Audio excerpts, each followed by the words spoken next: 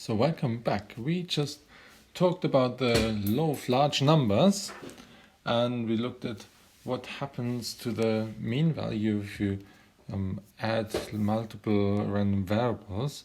Now we're gonna look a little bit at what actually happens there to this distribution and a bit about variation. So let's start the whole thing with an example. I'm taking a die, a fair die, that's my random variable x, and it's not very surprising, the probability mass function looks like this. Okay, kind of expected. So now we take two of those random variables and we add them, and we see this phenomenon. Basically, the distribution of the added random variables is now triangle shaped. It's not uniform, it's triangle shaped. The reason is, for those who've played the game Settlers of Catan, know the reason. There are lots more possibilities to obtain a 7 than a 2, because for a 2 I only have the chance to get 2 ones, one possibility. For 7 it could be 1 and a 6, or 2 and a 5, or 3 and a 4, and so on. Lots more possibilities to achieve a 7. So bigger likelihood, and that is reflected in the distribution. Okay, let's look at three random variables. They look like this. Like obviously the mean value, the expectation value of one random variable was 3.5. So for 2 it was 7, obviously. For 3 it must be 10.5. So here we go. This is the expectation value. It looks sound, all makes sense. I'll show you another one. Now we add 10 random variables. Obviously expectation value 35, but that's not the only thing that's kind of emerging now. Like this shape here. I hope it looks a little bit familiar. Yes, it does. It looks like a bell-shaped curve, and that is not a coincidence. And this leads us to the central limit theorem. So what's happening there? And the central limit theorem is very important. It's also like one of the reasons why we talk about the normal distribution so much. Basically, if I have independent random variables, and like even a weak dependence would be okay, but if you have a system like multiple dice, it's completely independent, and they all have the same expectation value and the same variance, which is finite. Then if I calculate an average, like a mean value, like we've done before, then this kind of mean random variable x bar n, that in itself is following a normal distribution. And interestingly, it has the expectation value mu. Is kind of obvious because all the individual random variables had mu as an expectation value, so that's kind of clear. But the interesting thing is that the variance is our old individual variance divided by n, so the variance is getting smaller.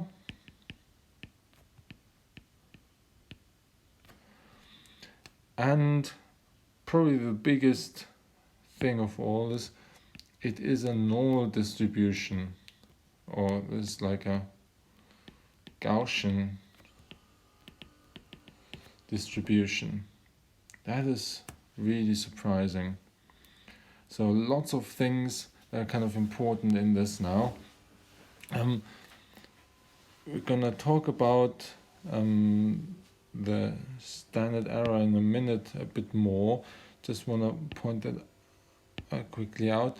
So the fact that the variance of this mean value is going down with n means if we calculate the standard deviation of the mean, then the standard deviation obviously gets divided by square root of n, square root of the variance.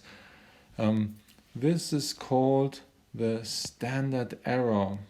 Basically, this is the standard deviation of mean value.